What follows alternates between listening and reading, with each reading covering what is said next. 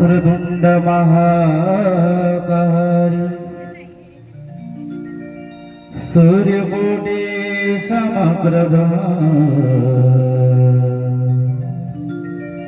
निर्विघ्नं कुरु मे देव सर्वकार्येषु सर्वदा मंगलं भगवान् विष्णु मंगलं गरुडध्वज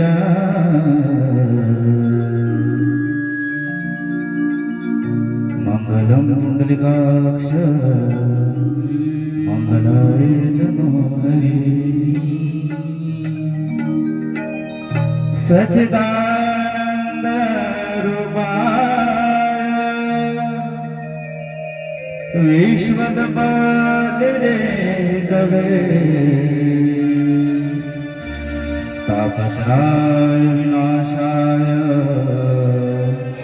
श्रीकृष्णाय वयं नमः।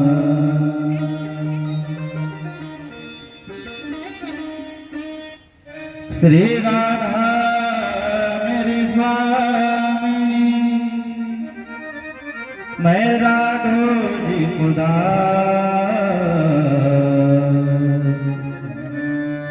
जन्म जन्म मोहे लीजिए श्री चरण का निवास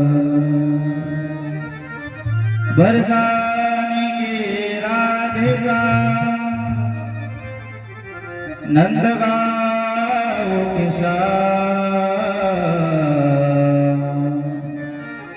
इनके चरणों में साशिषदास कोटि कोटि प्रणाम।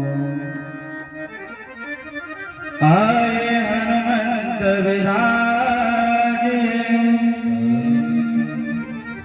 मैं कथा कहूँ मति अनुसार प्रेम सहित गादि धरो विराजे पवन हे दुख भंजन मारुति नंदन हे दुख भंजन मारुति नंदन सुन लो मेरी पुकार पवन सुत विनती बारंबार पवन सुत विनती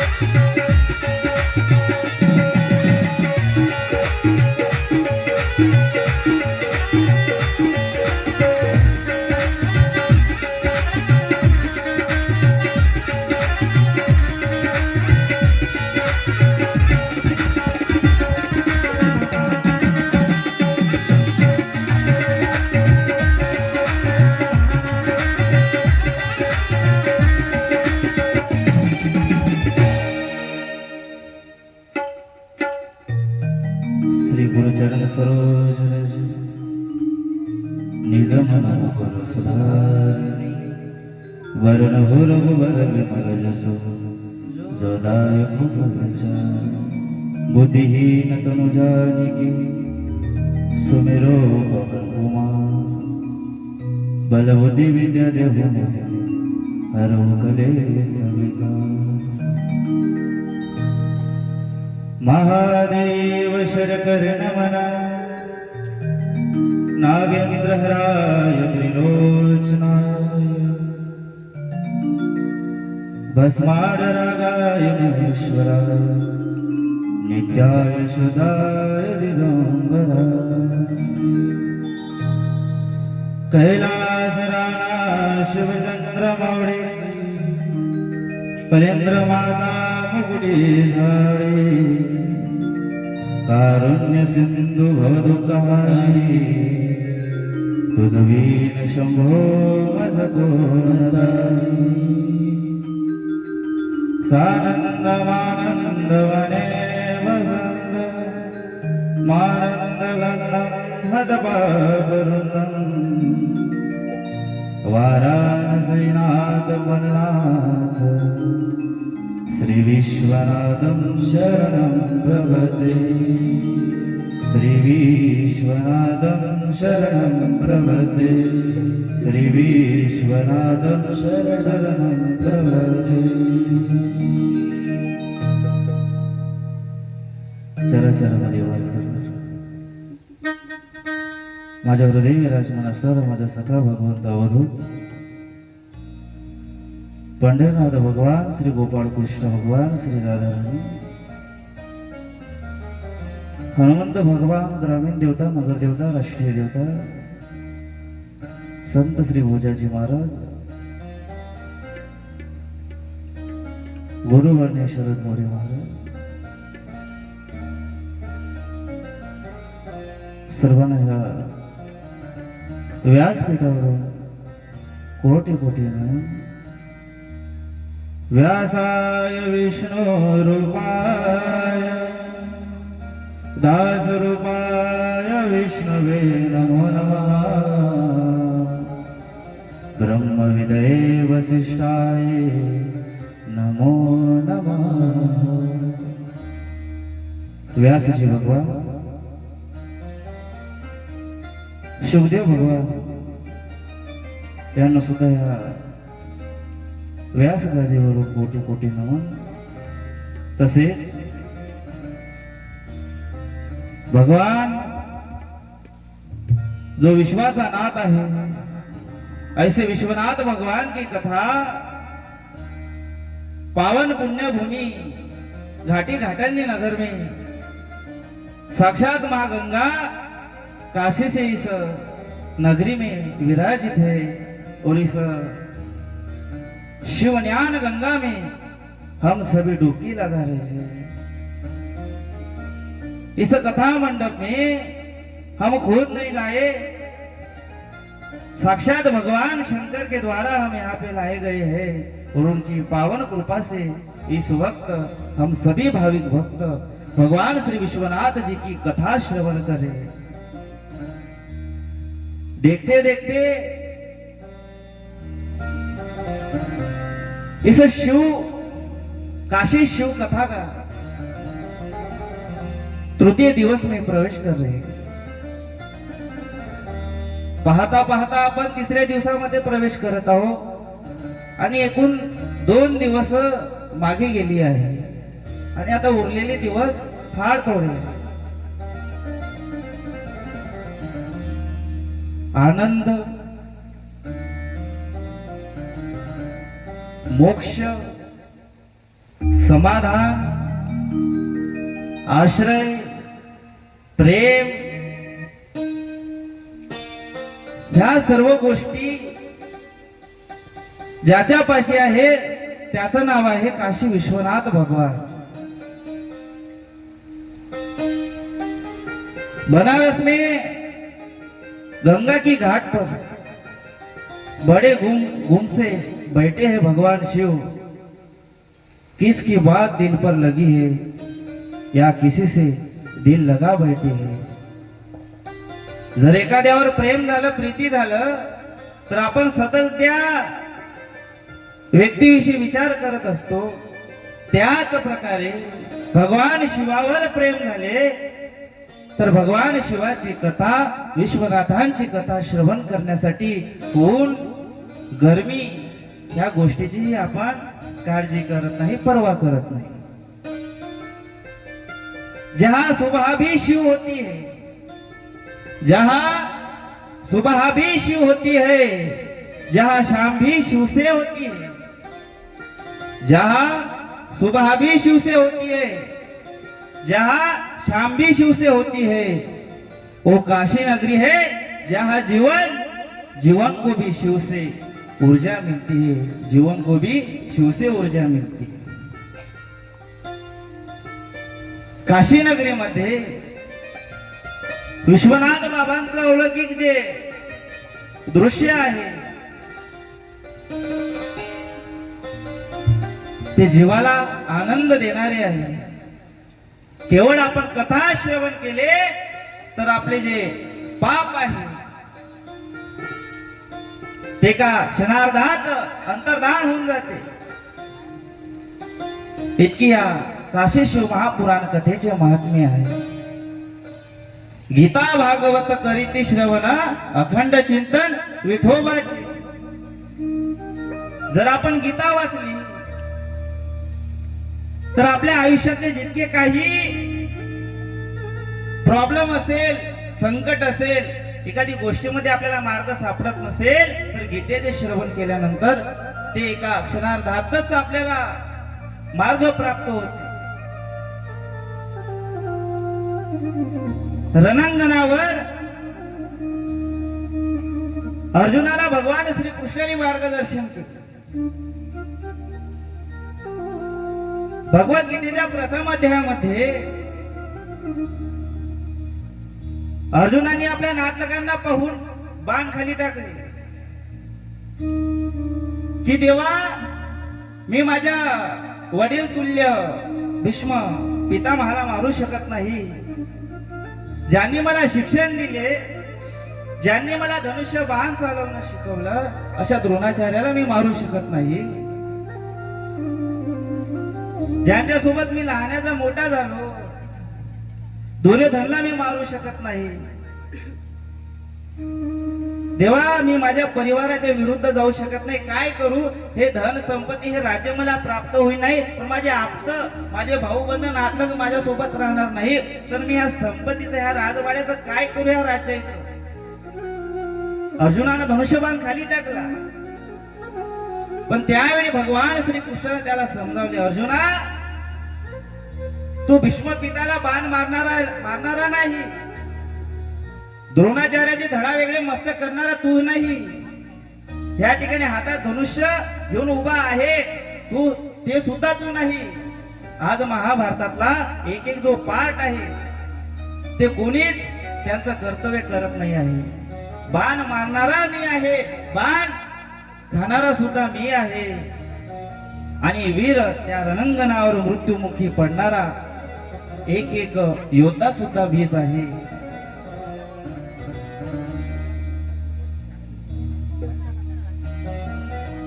सर्वांना सूचना आहे की कथा चालू व्हायच्या आधी सर्व आपलं निपटून घ्यायचं. आता राहू द्या, जसं आहे तसं राहू द्या. उद्यापासून सांगण्याचं काम राहिलं पाहिजे नाही. तर काय सांगितलं?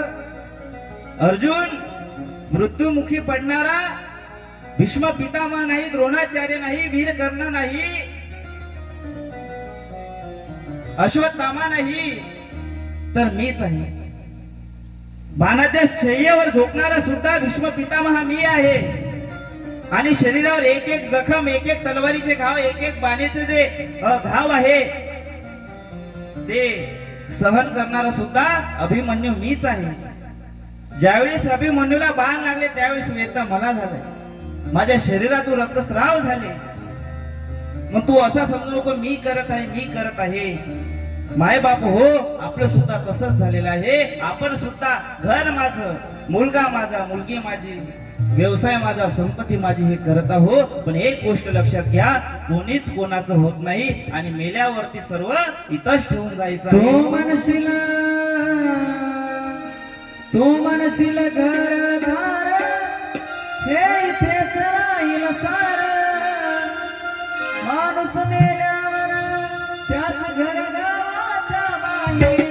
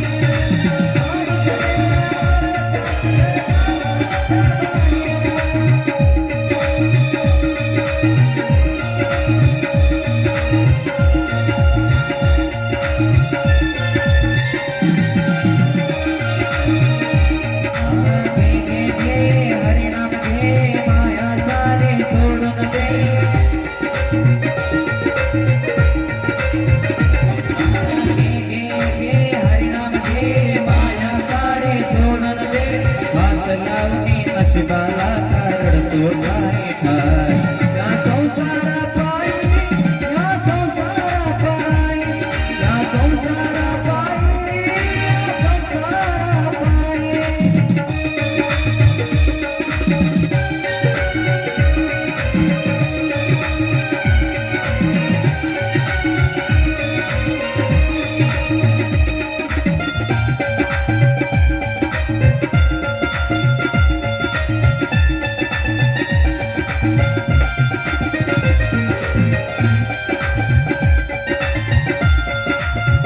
राधे राधे.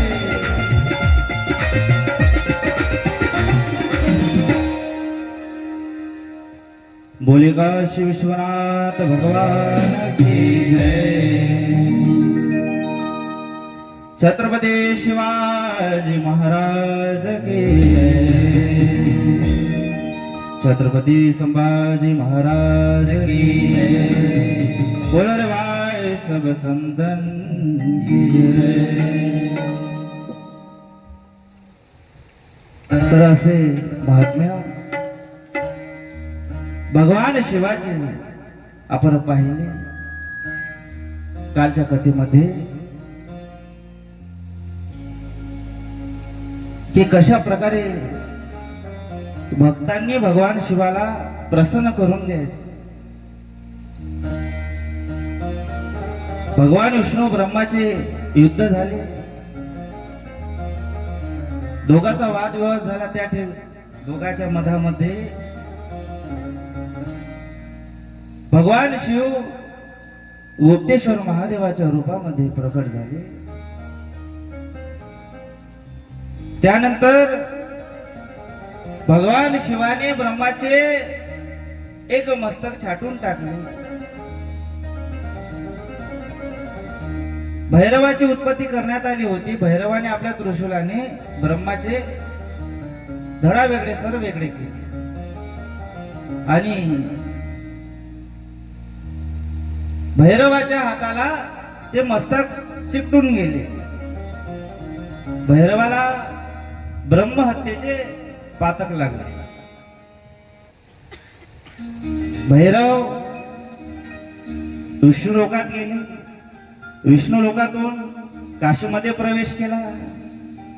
जे पाप मोचनी नदी आहे त्या जलाचे स्पर्श होताच ते जे ब्रह्माचे मस्तक आहे ते पाताळ लोकांमध्ये गेले आणि जे भगवान महादेवाचे जे भैरवनाथाचे जे पातक लागले होते, जो श्राप लागला होता, त्या पाप मोचनी नदीमध्ये श्राप त्यांचं संपूर्ण पाप नाहीसे झाले. आणि त्यावेळी जो कोणीही त्या पाप मोचनी नदीमध्ये स्नान करणार त्याला साक्षात मोक्ष आणि सर्व श्रापातून पातकातून मुक्तता प्राप्त होते. अशी त्या पाप मोचनी नदीचे महात्म्य आहे. ब्रह्माजी का एक शीश काट के सदाशिव. ब्रह्माजी का एक शीश काट के सदा शिव. द्वेष मुक्त होने जाने कहा भटके. जहाँ भी हो पहुँचे कपाल देना पीछा छोड़ा. जहाँ हो तो शिव जी के हाथ से सटके.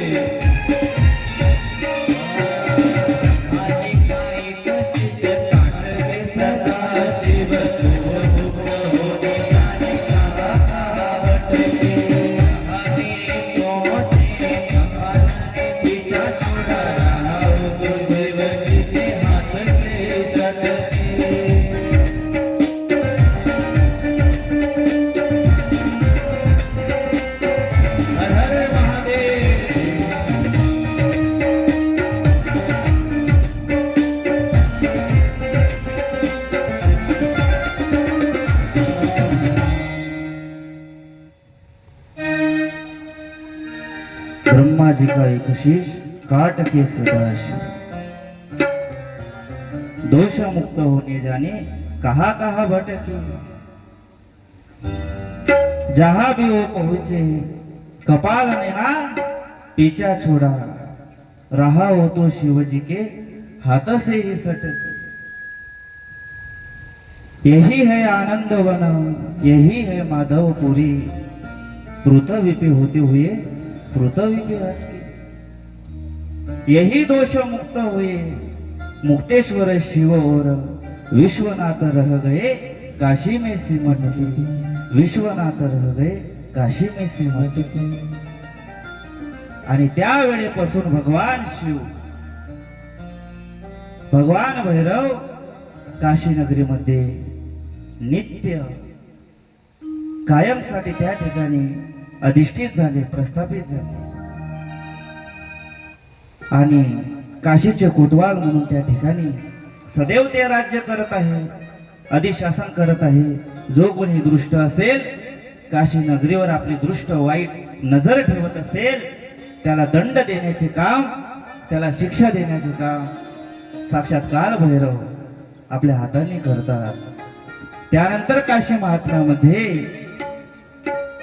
जे काशीचे घाट आहे त्याचे वर्णन आलं आहे। काशीच्या घाटापैकी 5 घाट मुख्य आहेत। एक आहे वर्णा घाट, दुसरे आहे संगम घाट, तिसरे आहे पंचम घाट, त्यानंतर वर्णा घाट आहे। पश्चिम दिशेपासून एक वर्णा नामक एक अशी छोटीशी नदी आहे, ते गंगाजीला तिचं संगम होता। वर्णा नावाची एक नदी आहे, तिचं गंगा नदी सोबत संगम होते आणि त्या ठिकाणी वर्णा संगम घाटाची निर्मिती झाली। वर्णा संगम घाटाची निर्मिती झाली। काशी महात्म्य असे सांगतात की त्या वर्णा घाटावर जे शिवलिंग आहे, त्या शिवलिंगाची गंगेतलं पाणी घ्यायचं आणि त्या शिवलिंगावर जल अभिषेक करायचा। त्याने काय होतं तर भगवान शिव विश्वनाथ बाबा काशीमध्ये साक्षात त्या घाटावर त्या भक्ताला दर्शन देते। असे महात्म्य त्या वर्णा संगम घाटाचे आहे। त्यानंतर आहे दुसरं राजघाट। राजघाट जे काशीचे रेल्वे स्टेशन आहे, त्या रेल्वे स्टेशन पासून अगदी काही अंतरावर एक मालवीय पूल नावाचा एक विशाल असा एक पूल आहे आणि त्या पुलापाशीच हा राजघाट आहे। त्या ठिकाणी स्वलिनेश्वर वर एक विनायक आहे। कोणते आहे? स्वलिनेश्वर एक विनायक मंदिर आहे।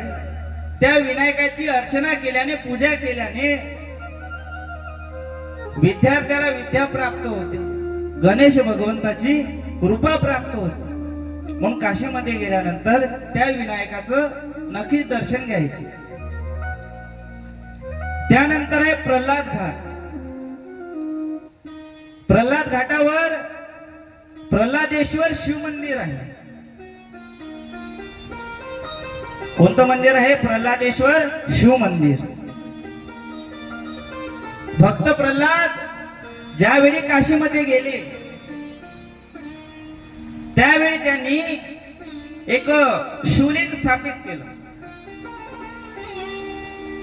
अनेक वर्ष त्यांनी त्या शिवलिंगाची पूजा केली, अर्चना केली आणि त्यांच्या पूजेला प्रसन्न होऊन भगवान महादेव प्रसन्न झाले आणि त्याच शिवलिंगामध्ये भगवान शिव अखंड काळासाठी नेहमी त्याच्यात समावून गेले आणि त्यावेळेपासून प्रल्हादेश्वर महादेव म्हणून त्या शिवलिंगाची प्रतिष्ठित आली आहे. म्हणून काशीमध्ये गेल्यानंतर प्रल्हादेश्वर महादेवांचे सुद्धा दर्शन घ्यायचे. काय होते तर भक्तीमध्ये दृढता वाढते, आपली भक्ती उच्च सीमेवर जात असतात. म्हणून त्या प्रल्हादेश्वर महादेवाचे दर्शन घेतले पाहिजे. त्यानंतर आहे त्रिलोचन घाट. या ठिकाणी ज्यावेळी अक्षय तृतीया असतात, अक्षय तृतीयेला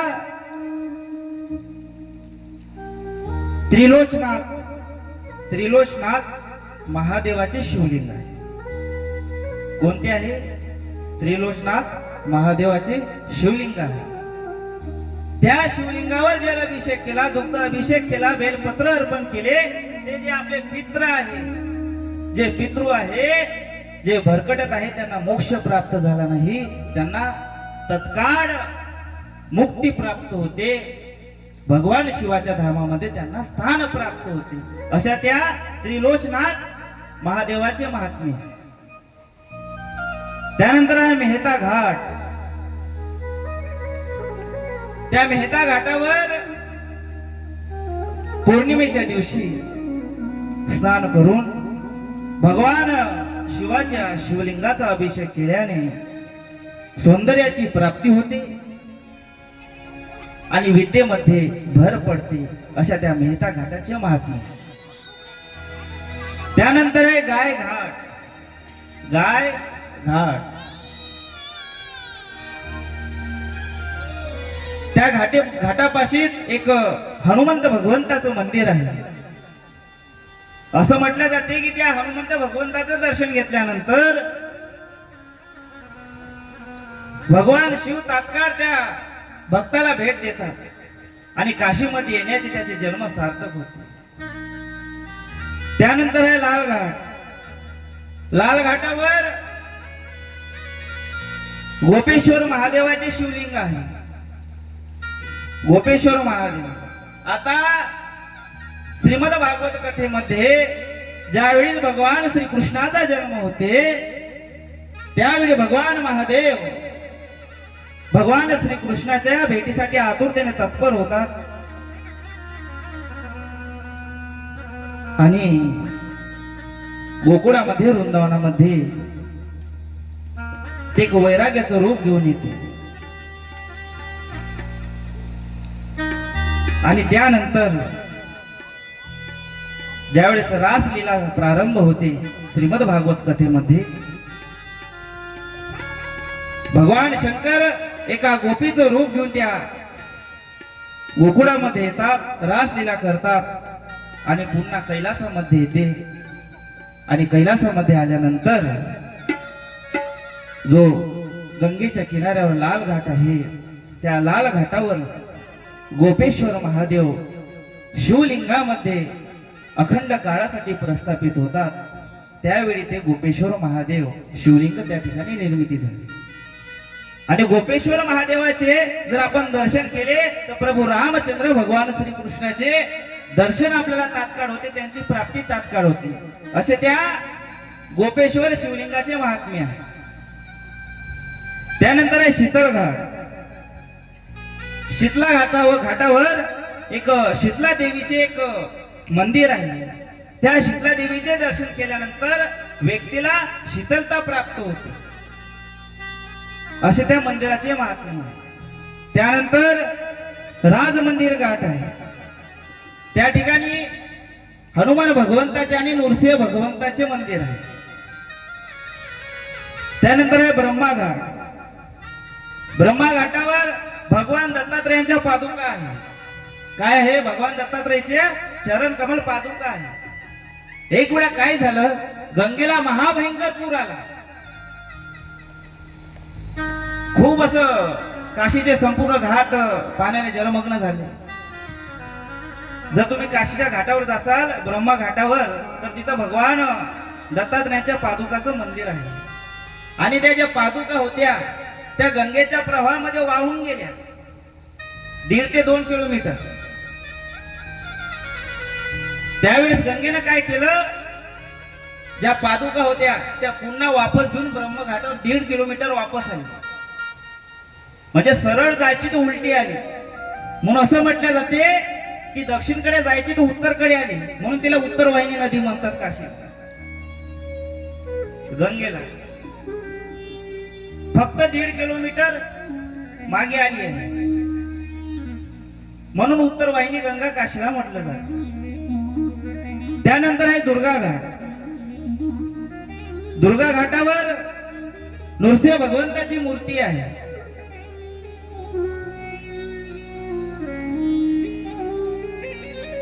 तिथे मा जगदंबा भवानीचे मंदिर आहे. ज्यांना विजय प्राप्त करायचा आहे, ज्यांना आपल्या शत्रूवर विजय प्राप्त करून घ्यायचा आहे, त्या मंदिराचे दर्शन घ्यायचे. त्यानंतर आहे पंचगंगा घाट.